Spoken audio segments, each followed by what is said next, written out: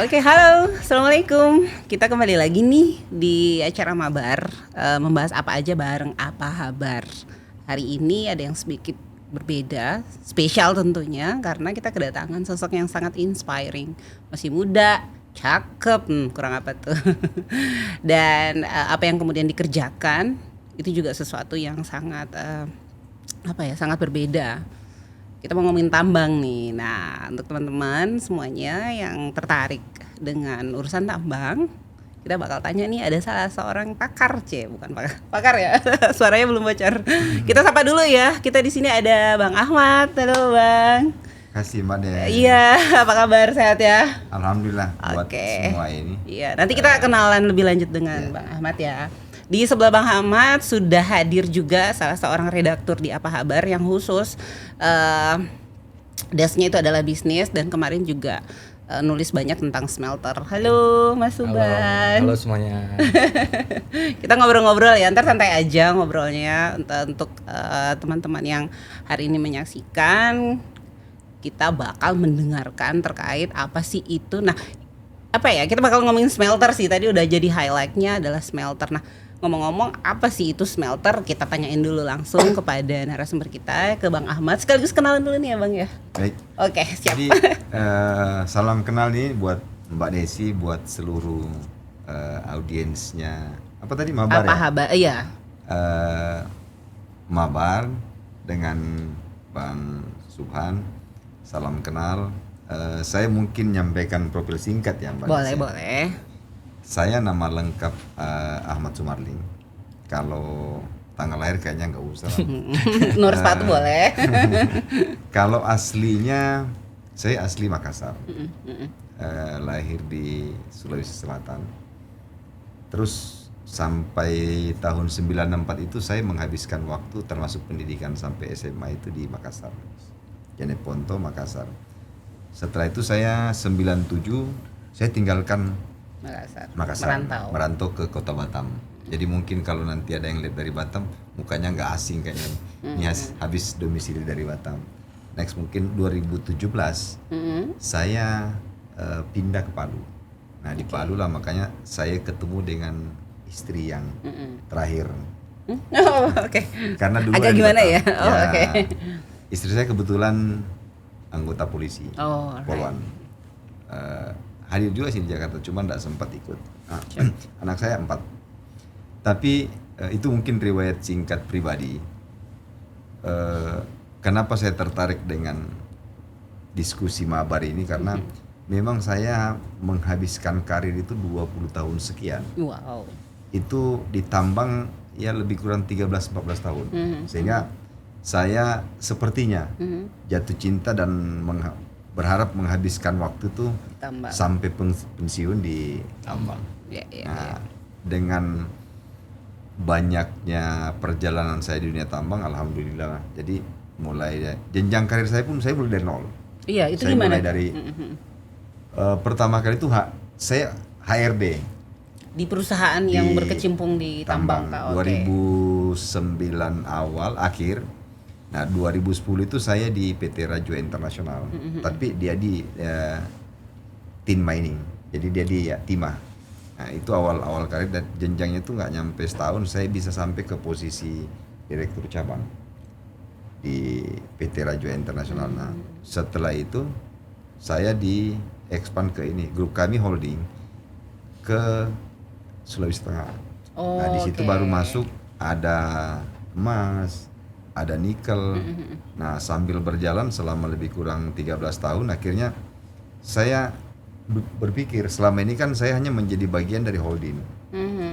Kantor saya juga di Jakarta, tapi selama sekian tahun saya melihat banyak hal lah yang harusnya menjadi potensi bisa digarap oleh putra-putri Indonesia. Nah itu betul. Malah kecenderungan itu tidak muncul mungkin karena gini, stigma yang sudah muncul. Dunia tambang ini banyak intrik lah begini. Nah, disitulah bentuk challenge-nya buat saya. Mungkin nanti sambil berjalan kita diskusi, saya nyampaikan juga experience apa. Saya sempat nyampaikan tadi sebelum kita podcast ini ke Mbak Des dan beberapa redaktur. Tambang ini menariknya challenge-nya itu kolaborasi dari sekian disiplin ilmu. Oh ya. Kita bisa meng-apply di dalam dunia tambang. Contoh kecilnya gini. Kita perlu akuntansi yang basically kita ilmu akuntinnya gimana? Itu kan perlu dihitung. Ya. Nah, kedua, ilmu sosiologinya, social culture masyarakat, karena kita banyak berinteraksi dengan masyarakat sekitar. Untuk misalnya kayak membuka Ya. lahan atau apapun gitu kan. Ilmu hukum, kita harus paham regulasi. Legal Nah, dan sehingga jadi kalau orang nanya, ini seorang direktur, ini Pak Ahmad ini kok bisa diajak diskusi tentang legal? Jadi saya paham, karena memang kita harus pelajarin legalnya. Betul. Kenapa? Ini seorang direktur kok sampai turun ke masyarakat? Karena ada banyak hal yang itu kayaknya nggak ada di bangku kuliah. Jadi begitu kita berinteraksi dengan masyarakat, masyarakat maunya gini, saya buka, ini nggak ada waktu kuliah ini. Nih hitung-hitungannya nih. Nah cuman yang jadi masalah ini kan banyaknya additional cost yang kadang-kadang orang membuat stigma itu, Nah itu yang paling menarik. Ah ini tambang kan high capital, Yes. high risk, semua pada high lah. Kayak orang langsung enggan gitu Ya, atau ciut tetapi duluan gitu. nanti orang tergugah, kadang-kadang kan orang tidak care Ya. terhadap prosesnya, mulai dari ngurus, mulai menata dengan masyarakat, sosialisasi, itu orang nggak care, bahkan orang mengesampingkan. Tapi pada saat sudah berproduksi, orang pikir kenapa kok tiba-tiba dia kaya, tiba-tiba hidupnya berubah. Nah, kan something wrong. Jadi begitu orang bilang, ini jangan-jangan ada ilmu begininya, nah, karena orang lupa nanya. Bapak kemana waktu kami berdarah-darah datengin masyarakat yang langsung kita kadang-kadang masuk ke hutan, Betul. kita eksplorasi, ngecek, bikin kajian-kajian, kan orang nggak nanya kemana kamu selama ini. Tapi begitu kita tampil ke publik sudah perlente, ada perubahan yang signifikan, orang nanya, nih ada apa ini? Padahal kan orang tidak melihat secara general dari hulu ke hilirnya, ini orang nggak ngelihat, orang cuma lihatnya. Keren kamu sekarang ya.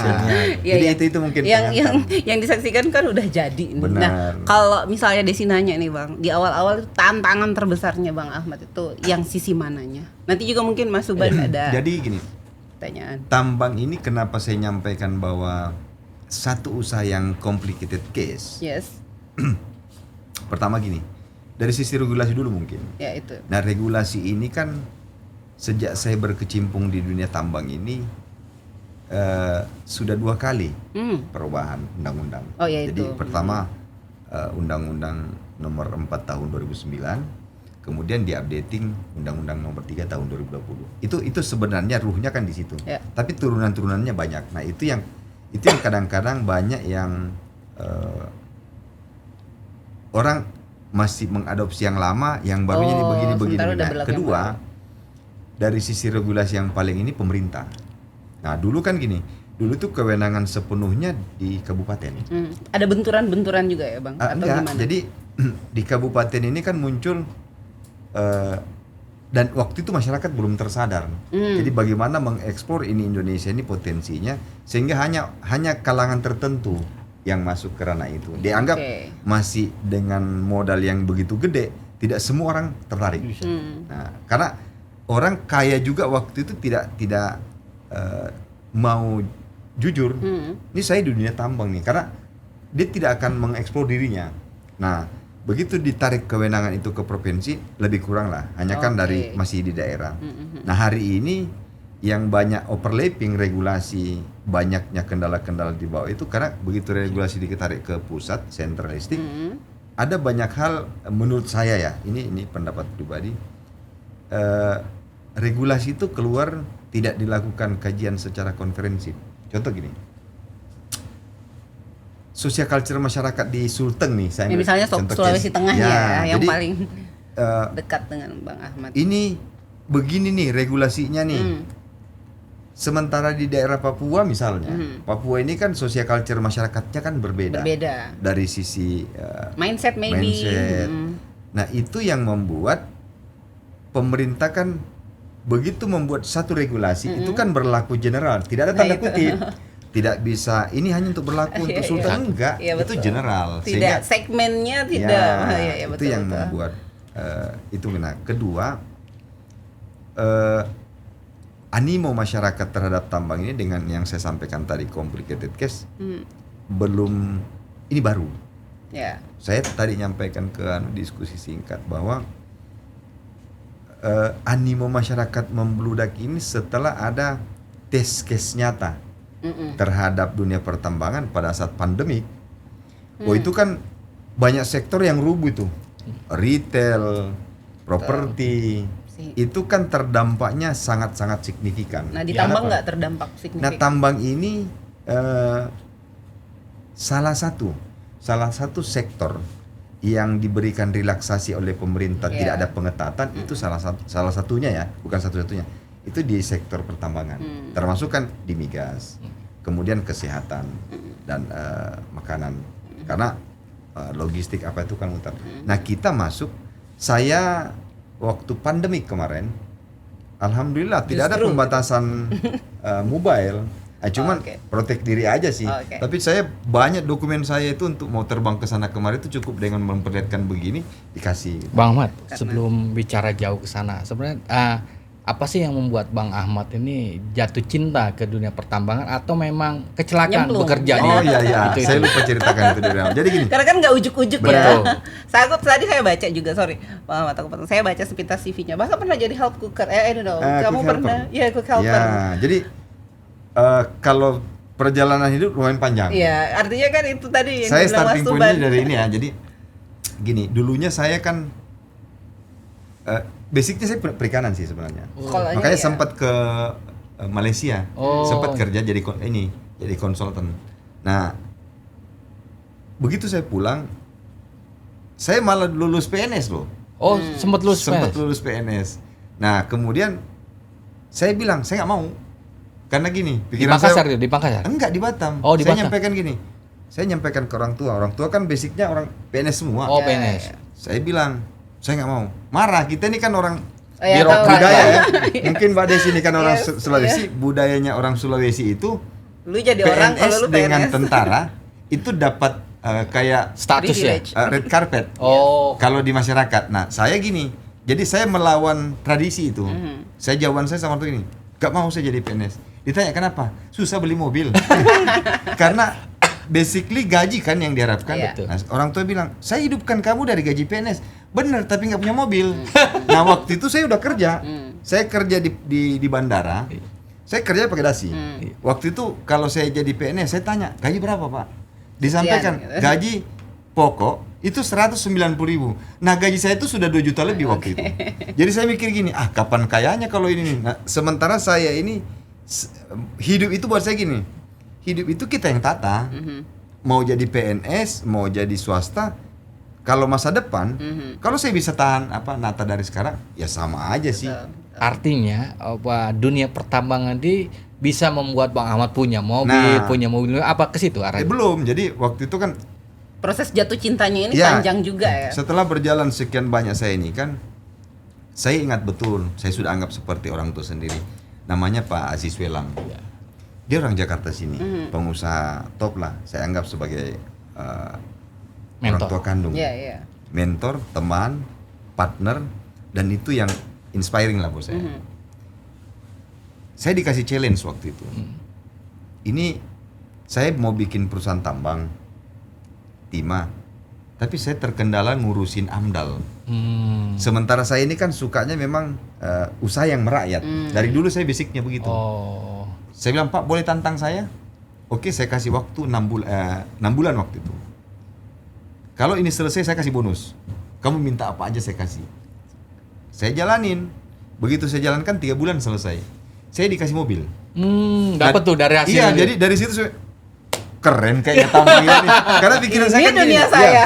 Pikiran saya jatuh cinta karena dapat mobilnya itu. Awalnya situ dulu. Nah, terus begitu sambil berjalan saya menggunakan semua basic ilmu bagaimana bersosialisasi, harus menguasai legal, harus menguasai regulasi. Nah, dengan sendirinya saya kan basicnya dari manajemen ya. Daftar pendidikan perikanan, kuliahnya di manajemen. Nah ini begitu saya dilempar ke arena pertarungan, saya harus belajar. Jadi saya otodidak. Jadi setiap malam itu saya buka regulasi. oh ini larinya ke sini, oh ini ke sini. Saya sampaikan sama Pak, biar saya jalanin. Jadi waktu itu saya posisi HRD, merangkap banyak lah, ngantar-ngantar surat iya juga, ketemu dengan kepala dinas, bahkan bupati, itu saya jalanin. Itu di Batam juga? Di Batam. Nah setelah saya jalan, saya nyampaikan, Pak, saya siap pegang perusahaan ini. Nah Pak Aziz Welang ini kan sepertinya dia kader saya, karena saya anggap kan orang tua, mentor, atasan. Betul. Setiap hari, dalam satu hari itu saya kadang-kadang ngobrol sampai 2 jam. Kalau kamu sanggup selesaikan ini. Jadi selalu ada award. Ya. Dan nah itu buat saya ini challenge-nya di dunia tambang. Kebetulan match dengan yang saya anggap orang tua itu, dia memberikan challenge buat saya itu selalu bukan duitnya ya, tapi motivasinya. Kalau kamu sanggup selesaikan, jadi saya kadang-kadang menggunakan segala macam cara. Orang kerjakan misalnya kantoran, mau saya datangin rumahnya kepala dinas itu untuk minta tolong Pak, tolong dinikan begini. Hanya supaya persyaratan kita siapkan, tapi paling tidak minta kebijakan-kebijakan. Nah dari situ 6 bulan saya langsung general manager. Dari HRD Saya 6 langsung jadi bulan GM. jadi GM. Nah, Pertanyaan terus- menarik, Bang. Itu di usia keberapa dan mobil apa Bang, pertama yang Abang miliki itu? 2010 saya umur sekarang kalau 43 dikurangin 2010 berapa itu? 30 berapa ya? Enggak 30 masih 20 sekian. Enggak, udah Enggak ya? 2010, itu 2010. Iya, 2011 Iya, kalau nggak 30. salah. Nah, jadi nah waktu itu kan nggak banyak. Iya. Nah, nggak banyak orang apa yang menurut saya di dunia yang berkarir itu dengan lonjatan Iya, melesat sih itu. level hidup. Iya. Ini buat saya coba ini kan. Nah, berjalan saya selalu diberikan award terhadap capaian. Oh. Itu saya salutnya dengan orang tua saya itu. Jadi setiap hari ini, nah sampai saya memiliki, mudah-mudahan jangan dianggap ria ya. 2013 itu saya orang Sulawesi Selatan pertama yang memiliki mobil Velfire di Batam. Wah, luar biasa. Jadi buat saya gini nih, kerennya kan, mentereng ini. Dan saya disitulah alhamdulillah saya sampai ke kayaknya capaian dunia di situ. Tetapi saya juga rusak jadinya, karena kan waktu itu Belum siap secara mental atau ya, gimana? artinya gini, dunia tambang itu kan identik dengan dunia tanda Iya, kutip iya, ya. I see. Jadi dunia glamor. Iya. Semua Sehingga tersedia gitu kan? Semua ada. Karena kalau bahasa orang gaul kan, kalau orang tambang itu uangnya nggak pakai siri. Iya. Nah, saya menikmati itu sekian tahun. Merasakan. Jadi saya di bahasa ini era keemasan. Iya. Tapi itu juga bagian dari sekolah ke sekolah Kehidupan. mental nggak sih? Bener. Pada Nah. akhirnya. Sambil berjalan jadi saya yang notabene jangankan punya, melihat aja uang miliaran itu di momen itu ndak Nggak terpikir. terpikir. Nah, begitu saya di dunia tambang itu puluhan miliar itu Kayak biasa terbiasa. aja. Bahkan ratusan. Jadi melihat angka dan itu hasil keringat saya bagaimana berkontribusi Yes. terhadap perusahaan. Dan mengakomodir yang tadi itu kan. Akhirnya nah waktu itu saya bisa karena gini, rata-rata perusahaan tambang itu menggunakan karyawan itu ratusan orang. Nah saya waktu itu sangat sedikit saya pakai Bisa karyawan. memangkas porsi itu. 15, nggak nyampe 15. Tapi berjalan dengan Tapi sangat normal. perform Jadi gitu ya. caranya gini. Makanya saya ketawa kalau hari ini kan baru dapat orang sistem kerja dari rumah. Dulu udah pernah.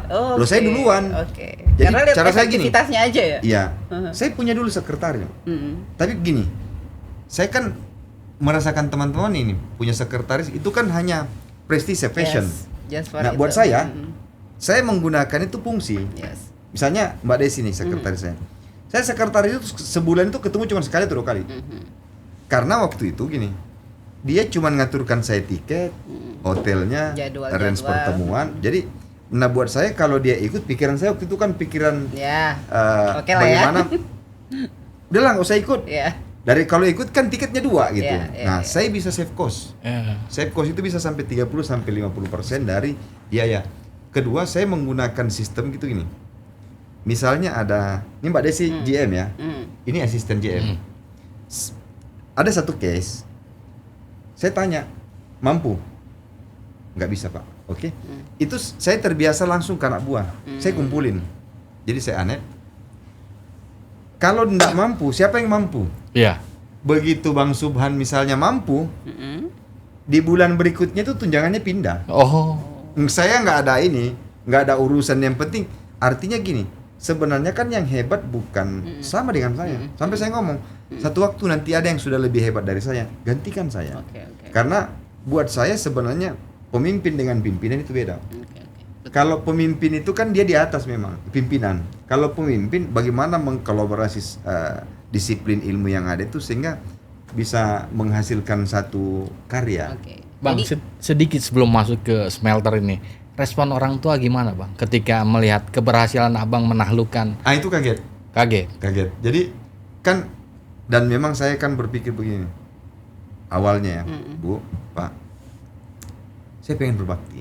Jadi waktu itu orang tua saya gini, kita kan ke Makassar waktu itu pesawat kan mahal. Mau mahal Bang. Orang tua saya ini kadang-kadang ke Makassar 2 kali sampai 3 kali sebulan. Itu sampai saya kaget karena dia kan udah tahu sekretaris saya, dia telepon langsung. Sekedar mau makan coto pulang, gila kayak itu. Sampai saya menikmati hal seperti itu. Saya mau ke Jakarta kadang-kadang saya sarapan di Singapura, makan siang di Jakarta, makan malam itu di Bangka.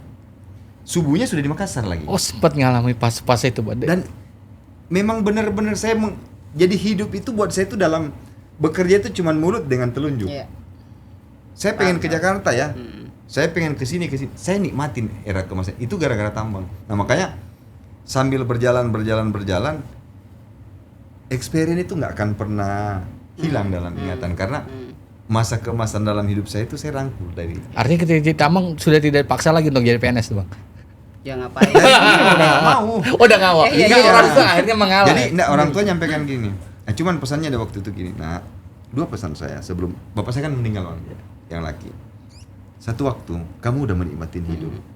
Kalau kamu dihadapkan pada pilihan antara harta dengan perbuatan baik, jangan pernah memilih harta. Ya, Harta gampang kamu raih. Hari ini apa yang nggak kamu mau punya? betul. Tapi perbuatan baik itu yang kamu wariskan. Artinya kita kan mau meninggal Bang. Iya, meninggal. Nah anak-anak saya kalau saya titipkan harta warisan pasti ribut. Kalau nggak ribut pasti jadi masalah. Iya. Tetapi kalau perbuatan baik itu akan dikenang. Betul. Dan itulah setelah meninggal bapak saya 2017. Jadi stigma berpikir saya itu langsung goyang. Oke Bang, sekarang dunia tambang ini kan nggak bisa lepas dari yang namanya smelter Bang. Ya. Ini lagi boomingnya. Apa Benar. sih itu smelter? Nah jadi gini, dari rangkaian cerita saya itu kan paling tidak gini, mungkin audiens juga sudah bisa ada sedikit Insight. ya, jadi open mind lah ya. Oh ini tambang ini, itu kan hanya orang lihat kadang-kadang goalnya, tujuan akhirnya. Nah saya itu pengen membuka termasuk rangkaian dengan smelter ini. Jadi pertama message-nya gini, bahkan kita di pengolahannya aja saya sudah bisa mendapatkan, saya pengen dapatkan dunia bahasanya nih ya. Iya. Ke saya ini kan bukan dilahirkan dari ini Mbak Des, bukan dari keturunan orang kaya. Kalau kayak anak gedongan ini, anak bahasa kita ini kan dia belum lahir aja mobilnya udah siap. Dia hidupnya sudah dipersiapkan sama orang. Lah kayak kita ini orang tua Berjuang. saya tidak miskin, tetapi begini, datarlah hidupnya selaku PNS. Nah saya apa yang saya dapat itu karena memang keringat. Ya. Jadi message-nya di situ bahwa tambang itu kalau kita seriusin dan ini peluangnya banyak. Karena itu bukan warisan. Apalagi kalau yang memang orang tuanya udah punya tambang, lah saya aja cuman pekerja bisa menikmatin hidup gitu. Jadi message jelasnya bahwa kenapa tambang? Tetapi memang apapun pekerjaan memang harus serius sih. Serius dan ditekunin. Nah, tetapi saya kenapa saya nyampaikan paling tidak menjadi spirit lah buat teman-teman bahwa di dunia tambang itu kalau mau ini, karena memang di situ yang uang yang berputar itu uang gede, Uang besar. uang besar. Nah Bang, dengan konsep yang diusung sama Bang Ahmad, mini smelter, Ya. itu upaya Bang Ahmad untuk apa dan tujuannya gimana? Saya jangan terlalu jauh flashback lah jadi gini. Hari ini saya melihat di Sulteng. Oke. Saya jadikan dulu case-nya Sulteng ya. Sulteng ini kan begitu banyak ini sumber daya di sana. Nah, saya melihatnya tidak bisa di masyarakat tidak kaya. Tanda kutip kaya itu bukan glamor ya. Yes. Tetapi paling tidak minimal dia kehidupan hariannya cukup. Mungkin kata kita kaya tapi sebandinglah dengan minimal sejahtera tanda kutip. Dia tidak lagi, mungkin tidak ada bansos pun dia hidup gitu. Nah, saya terpantik 2-3 tahun terakhir saya mikir, kenapa kita punya sumber daya tetapi tidak bisa sejahtera? Nah, itu. Masyarakat sekitar. Spiritnya di situ ya, spiritnya Bang? dari situ. Jadi 2-3 tahun terakhir ini saya akhirnya challenge buat saya. Saya belajar lah ilmu tentang kita bahaslah masuklah ke tentang smelter ini. Jadi smelter ini kan sebenarnya bahasanya bahasa keren. Yes. Iya. Jadi bahasa umumnya itu Bahasa awamnya apa tuh sebenarnya? Bahasa umumnya itu sebenarnya pemurnian. Pemurnian. Jadi kalau minyak kan refinery, Iya, iya. penyulingan. Betul, penyulingan. Jadi kalau refinery sama dengan smelter, penyulingan sama dengan pemurnian. Pemurnian. Identik. Ya. Nah, tidak banyak orang ke situ karena gini. Hari ini kita sudah di brainwash, dicuci otak kita ini bahwa yang bisa bikin smelter itu hanya konglomerat. Iya, Karena selalu kan identik ini investor dari China, misalnya gitu. akan membuka smelter dengan investasi 13T. Orang kita yang kita bilang kaya pun versi kita nanya ada uang 13T? Enggak cukup. Betul. Karena mungkin dia punya 13T ini juga bukan uang tunai. Iya, Mungkin aset. dia dalam bentuk Aset. saham, aset segala macam. Nah, sementara 13T ini harus diinvestasikan dalam satu bidang usaha. Mikir kan orang kita. Betul. Ya kalau sumber usahanya masih jalan terus, kalau gagal satu kali, Nah, Resikonya boncos kan? besar. itu istilah konsep bisnisnya Yes. karena saya mikir gak bisa ini putra daerah ini bikin smelter karena saya ditanya orang kenapa nekat ada uang triliunan baik jangankan punya lihat saja nggak pernah jadi jangankan kita dianggap memiliki ya saya melihat tabungan yang triliun aja nggak pernah akhirnya terpikirnya gini nih belajar jadi dari sisi belajar konsepnya pemurnian apa. Pemurnian itu kan cuma dua. Kalau nggak sistem peleburan, sistem rendam. Jadi pyro dengan hidro, Iya. metalurgi. Banyak yang sekarang itu kan sistemnya kan peleburan. Nah, Dipanasi ya itu. di peleburan, sistem panas. Jadi mineral itu dipanaskan sesuai dengan titik didihnya. Kan kita punya emas nih. Emas dengan aluminium itu kan titik didihnya beda. Jadi kalau kita mau ada yang cukup dengan ditembak dengan gas biasa itu sudah melebur. Emas kan enggak, paling dia merah tapi tidak melebur. Itu kalau yang peleburan. Nah, akhirnya saya searching. Saya lihat smelter yang di Gresik, yang di Freeport, yang di IMIP. Saya membayangkan pantas triliunan.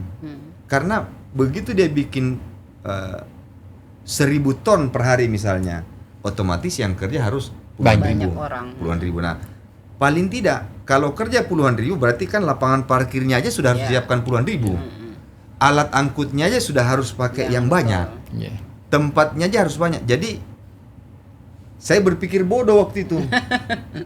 Kalau mobil-mobilnya aja sekian ratus miliar, bangunannya sekian ratus miliar, saya nanya, kalau ininya tungkunya itu berapa? Enggak mahal.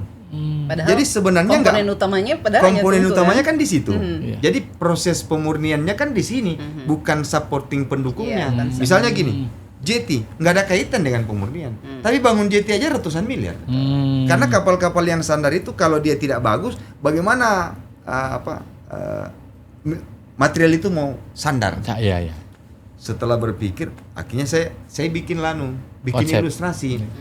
1 triliun sama dengan 1.000 ton misalnya. Berarti kalau dia turunkan menjadi 100 ton, investasi cuma 100 loh. Saya cek kantor. Wah, belum ada uang saya 100 miliar. Saya turunin lagi. Jadi 50. Wah, gak cukup juga. Saya turunin lah jadi 20.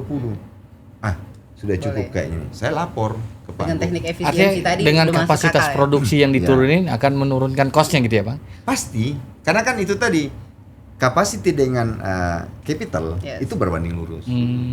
Sehingga saya datangin Pak Gubernur waktu itu. Saya bersyukurnya Pak Gubernur kita itu spiritnya begitu-begitu. Setiap dia sambutan dia ngomong, saya berikan tantangan buat putra-putri Sulawesi Tengah ini, jangan sampai mati di lumbung padi.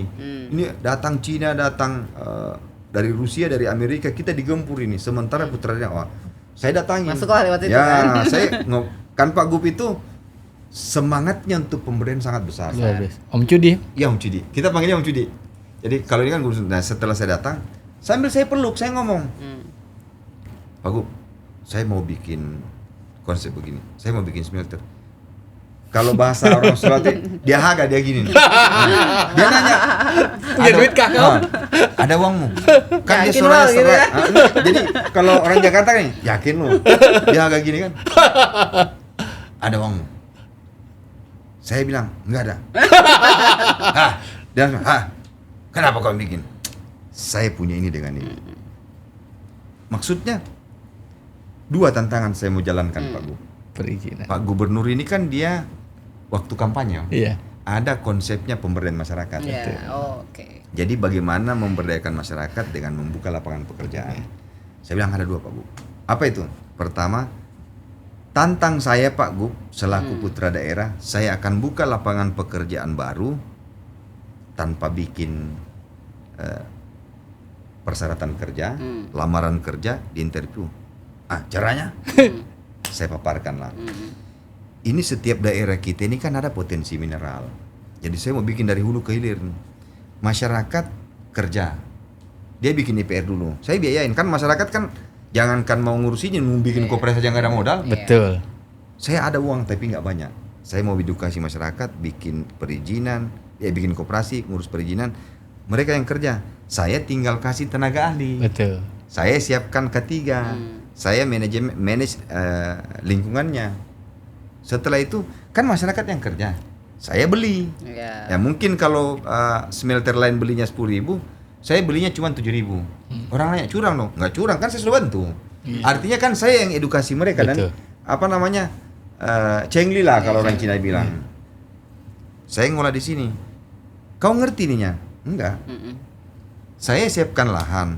Saya udah bilang saya punya izin, saya punya lahan untuk bikinin. Baru saya panggil Cina atau siapapun yang ingin. Investor lah ya. Mau nggak kita join?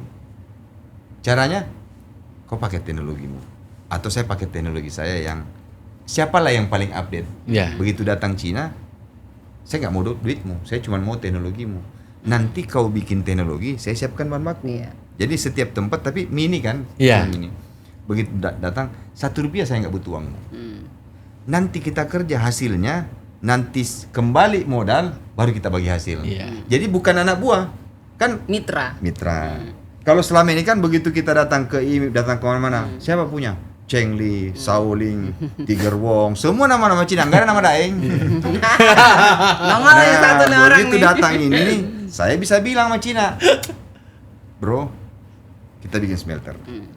Kau yang masukkan mesin, tapi perusahaannya Daeng. Kan keren itu.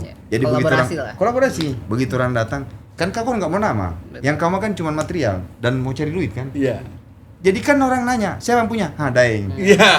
Keren, sudah ada putra daerah yang punya. Jadi ruhnya di situ. 2 tahun, 3 tahun, dan saya bikin komitmen. Saya akan transfer teknologi. Hari ini kan kita harus akuin. Jadi teknologi terdepan kan mereka masih miliki. Tetapi kan kita paling tidak mau belajar. Kalau tidak mulai dari sekarang, 4 tahun, 5 tahun ke depan, jangan harapkan hasil. Nah makanya setelah bikin seperti itu kan ada 2 yang muncul. Ada 2 blok hari ini nih. Jadi responnya. Pertama sangat-sangat pro. Karena melihat bahwa ini potensi. di samping pemberdayaan masyarakat, bagaimana putra daerah terberdaya. Dan pemerataan juga ya Bang. Bayangkan aja kalau dalam satu titik saya bisa memberdayakan masyarakat 400-500 orang. Kalau saya bikin 10 sudah 5.000. Kalau saya bikin 100 sudah 50.000. Kalau masyarakat Indonesia ini sudah pada sadar, kan udah nggak butuh investor. Nah, teknologi gimana? Saya nyampaikan, Indonesia ini kan paling jago menduplik, dan melengkapin. Contoh gini, biar gampang ditangkap. Jepang kan bikin motor, knalpotnya rapi tuh. Datang orang Indonesia, dia bikin bogar. Kenapa? Biar lebih laju.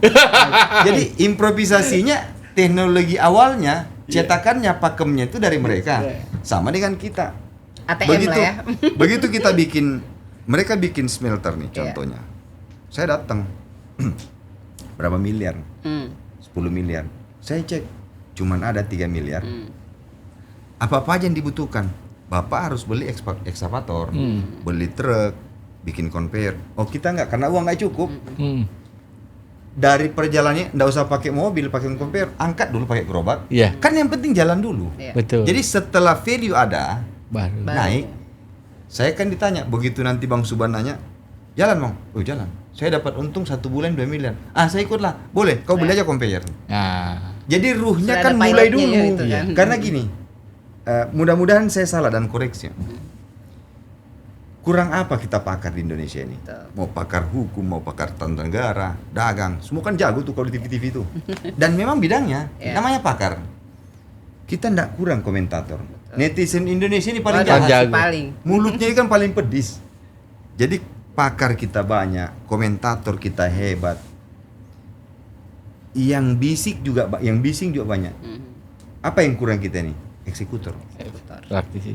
Tadi Nah, Bang, saya menjadi bagian dari situ. ini kan ada 2 blok. Blok pertama adalah yang pro, Iya. blok Blok yang satu. berikutnya Nah. bagaimana? Kalau yang kontra, Hmm. itu tadi yang saya maksudkan begini. Kalau dia smelter kan, smelter ini dari pertanyaannya kan gini. Kalau smelter gede, dia dari mana sumber Supply-nya. supply-nya? Kan dari yang kecil-kecil. Ya. Jadi iup. Dia semua mengirim ke satu smelter. Nah, setelah terbikin nanti yang mini ini, kan tidak ada lagi yang ngirim. Ancaman dong buat mereka. Jadi kan terjawab. Pasti yang kontra. Ya. Ini kalau Ahmad begini banyak di Indonesia ini, putus kita ini. Nah konsepnya, tadi yang kita diskusi sebelum ini, apalagi kan Menteri Kakanda kita, Kanda Bahlil kan sudah nyampaikan Iya. tadi, akan dibatasi smelter. Ada dua poin yang saya tangkap. Bahwa pertama begini, ternyata kebijakan membuka smelter ini tidak dipikirkan dulu oleh pemerintah. Oh. Jadi kan hanya dipikirkan waktu itu bagaimana membuka lapangan pekerjaan, bagaimana dari itu ruhnya kan gaungnya kan dari situ. Memberikan nilai tambah. Ya, membuka lapangan pekerjaan. Tapi pemerintah tidak sadar. Dia kerok ini sumber daya dan ini sumber daya bukan sumber daya terbarukan, bukan. Sumber daya mineral ini putus loh. Ada jangka waktunya, Pak? Lah kalau ini tidak bisa terbarukan. Jadi kalau kayak gas, minyak bumi itu kan dari fosil. Iya.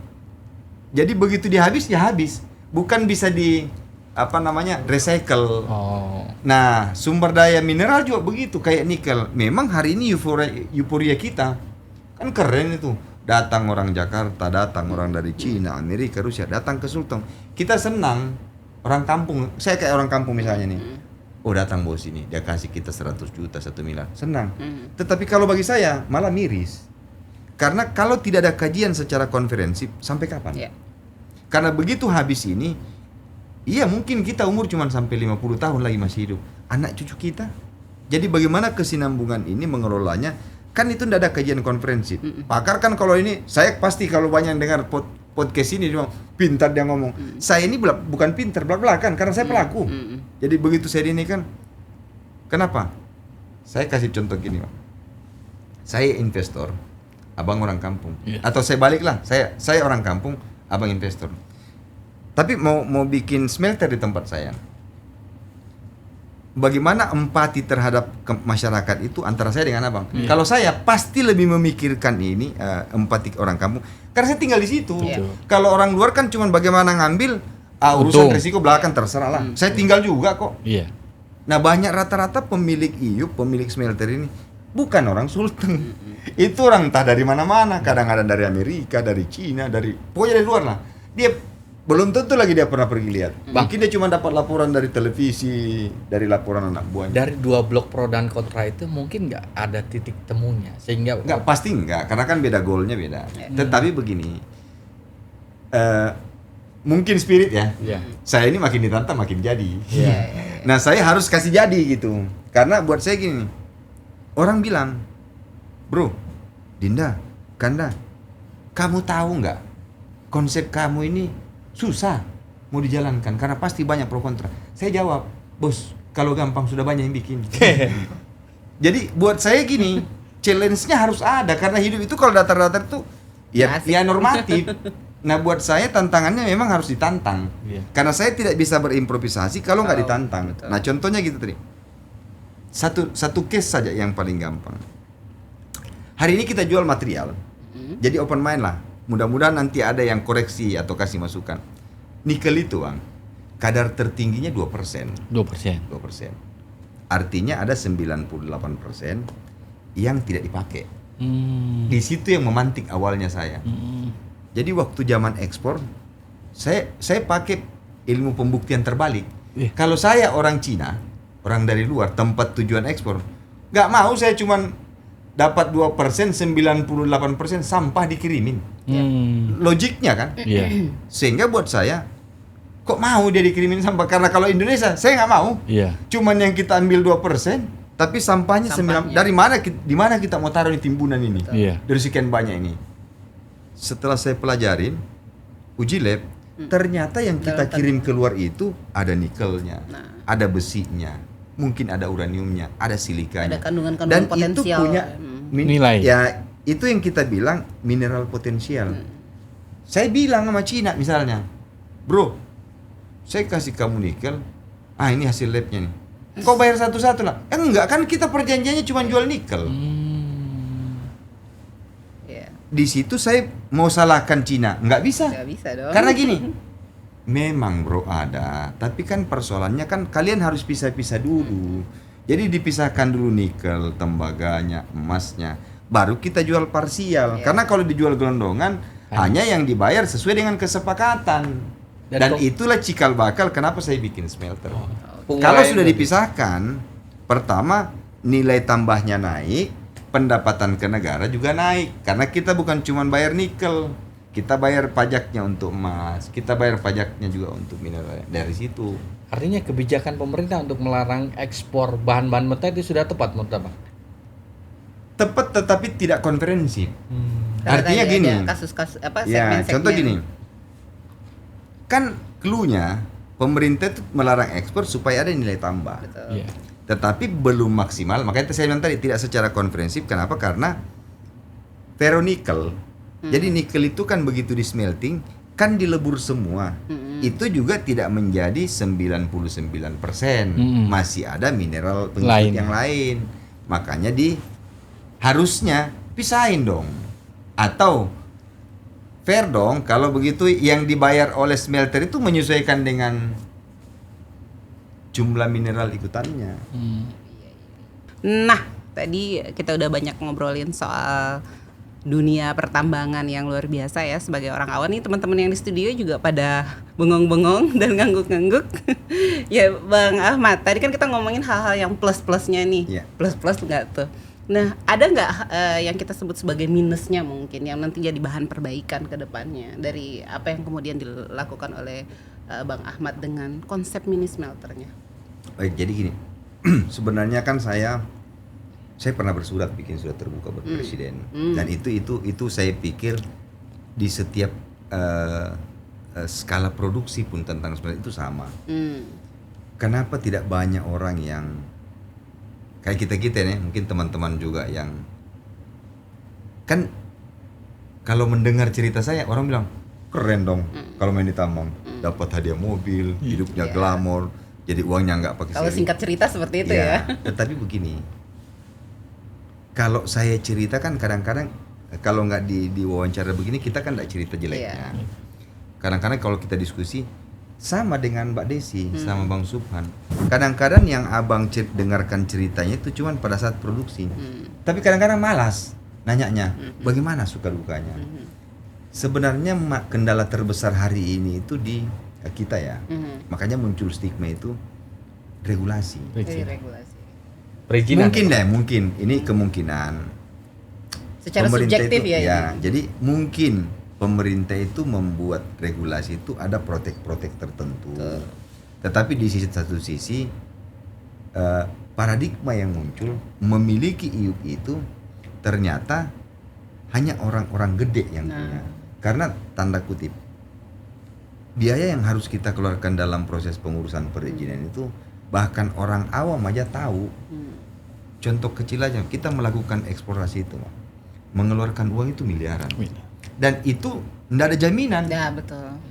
Bahwa itu baru eksplorasi, gambling. Jadi 5 miliar, 10 miliar hanya mau mengeksplor, membuat kajian feasibility tadi kelayakan. Layak nggak sih kalau saya urus ini itu? Jadi ibaratnya itu kita lempar garam ke laut. Ya kalau ada, kalau nggak ada. Nah itu tantangan terbesarnya sih di situ. Makanya memang kenapa tambang ini identik dengan high risk, high capital, sehingga orang tidak banyak. Orang harus bernyali besar Ya, guys. jadi 3 itu. High capital, High capital. high risk, tetapi high profit.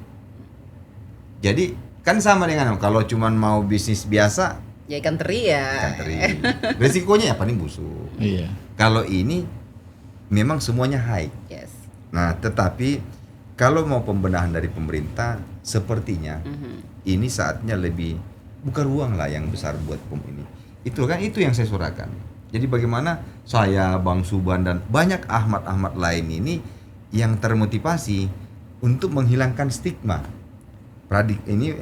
Paradigma bahwa mengurus izin itu susah. Kalau itu sudah mudah, saya tidak pernah bosan dan saya akan campaign terus. Ayolah ikut ke tambang. Selalu dijawabnya, nggak usah bang, susah. Tapi hasilnya bener bang, saya jiwanya nggak sama bang. Saya ini pengen yang normatif ngurus izinnya, hasilnya gede. Nah kalau itu sudah bisa diciptakan ruhnya oleh pemerintah, Bang Subhan aja mungkin apakabar.com juga kosong ini. Semua pada lari ke tambang. Karena orang kan melihatnya begini nih. Visualnya kan Bang Ahmad enak ya di tambangnya. Bener. Tetapi kan saya pengen experience saya ini dijadikan masukan ke depan supaya banyak entrepreneur baru ini yang tergugah. Jadi tidak lagi muncul paradigma andaikanlah begitu kita mau ngurus yuk yang kita bayar sekian, jelas banyak orang mau. Karena hari ini kalau saya bisa, mudah-mudahan saya ini tidak berdosa karena saya melakukan. Yang lebih gede itu under table cost-nya. Ya. Iya, retribusinya nggak seberapa yang dibawanya Yang ini. dibawa meja. Makanya kan kadang-kadang banyak pejabat yang ditangkap gara-gara terima suap. Kalau mungkin saya ambil contoh case terbanyak kayaknya gara-gara suap tambang kayaknya. Tambang, betul. Tetapi penikmat dengan yang pemberi dengan penerima ya sama-sama diem. Sama-sama dikit. Sama-sama bungkam. Karena orang kan berpikir begini, begitu kita datang, orang mana? Tambang. Keren. Kakak ini. Nah, Jadi- paradigma itu yang harus kita buang. Jadi tidak salah ya bang, kemarin saya sempat nulis bahwa salah satu orang terkaya di Indonesia sekarang itu karena tambang. Dari Mungkin saya koreksi bang, bukan salah satu ya, tetapi mungkin narasinya yang dirubah. Hampir semua orang kaya di Indonesia pasti punya ada usaha tambang. tambang. Aduh. Ya karena kalau dibilang nomor 1, hampir semua. 1, Kasih 2, tahu 3 saya. sampai 10 besar Saya pasti bermain tambang. begitu kita tanya, Abu Rizal Bakri, orang kaya, banyak tambangnya. Haritanu misalnya, pasti ada afiliasinya ke tambang. Betul. Hairul Tanjung, pasti ada. Semua ada. Jadi ternyata untuk jadi kaya, cuman memang tambang bukan satu-satunya Iya. jalan untuk menjadi kaya. Banyak kok, mungkin dia di bisnis kayak Properti maybe atau saham, di kripto itu banyak lah. Tetapi buat saya yang real, orang tambang itu kalau dia manajemennya hebat, dia cepat naik. Iya. Tetapi kalau salah, juga cepat jatuh. Karena memang itu high risk. Tapi kan belum pernah, emas kan tambang, hasil tambang. Nggak ada sejarahnya itu harga emas itu terjun bebas, nggak ada. Bebas.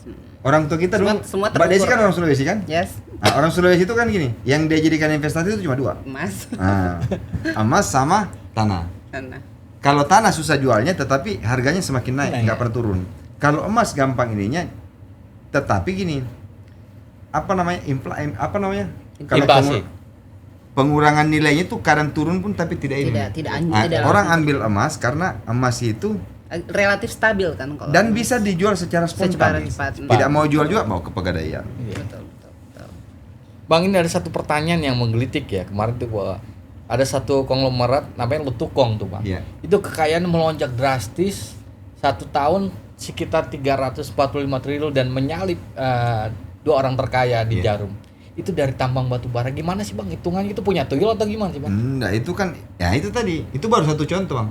Kenapa langsung melonjak? Karena begini, dulu itu harga batubara Iya. per MT-nya itu cuman 700 ya? kisaran 50-an lah 50. US dollar. Iya, iya.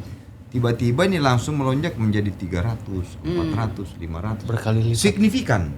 Sehingga orang yang punya tambang itu, yang biasanya mungkin sebulan dia terima uang 5 miliar. tiba-tiba sebulan langsung terima 50 miliar, 100 miliar.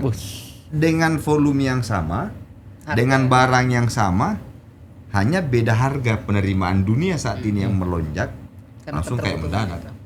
Ya kalau dia setahun kali berapa mau?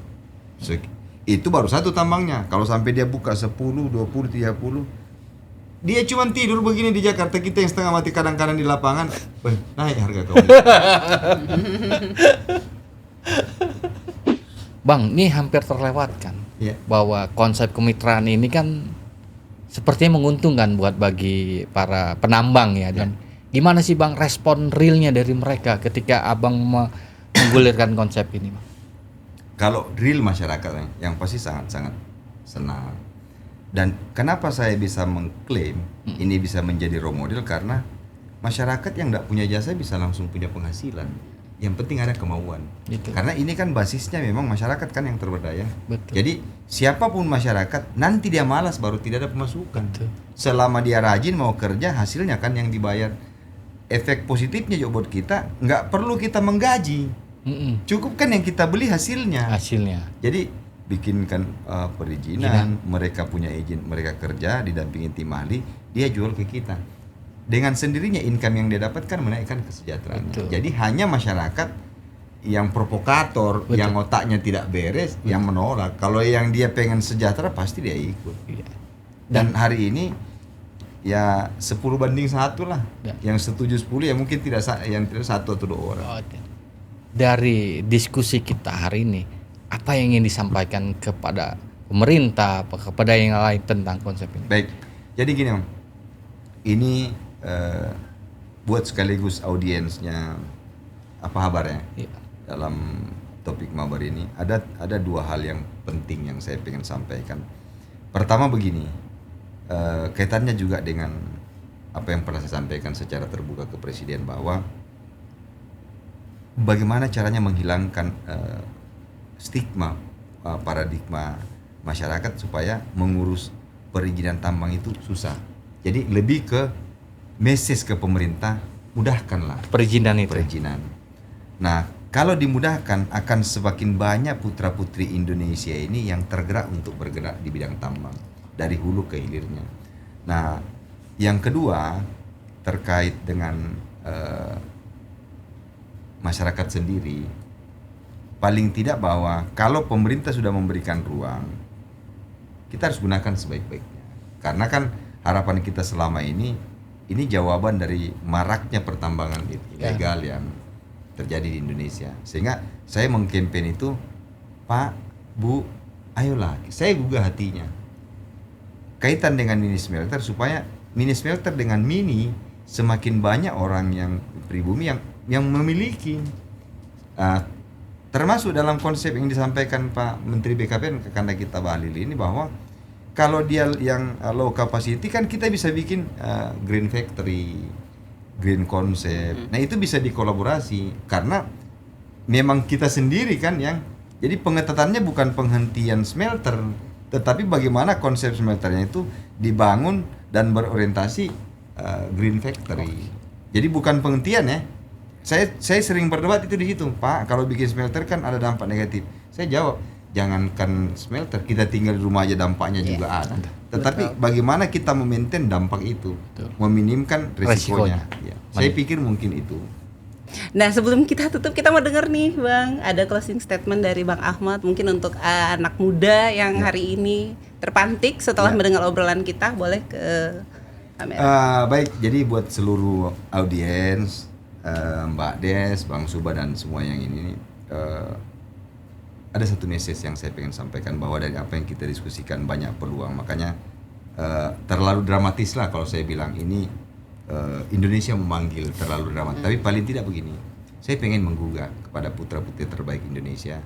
Ini ada challenge, ada peluang yang bisa kita manfaatkan, kita bisa jalankan bersama untuk bagaimana kita menjadi pionir, kita yang di front line, membangkitkan, menjadi tuan di negeri kita sendiri. Sehingga apa yang ini gagasan, saya membuka diri untuk selalu diskusi.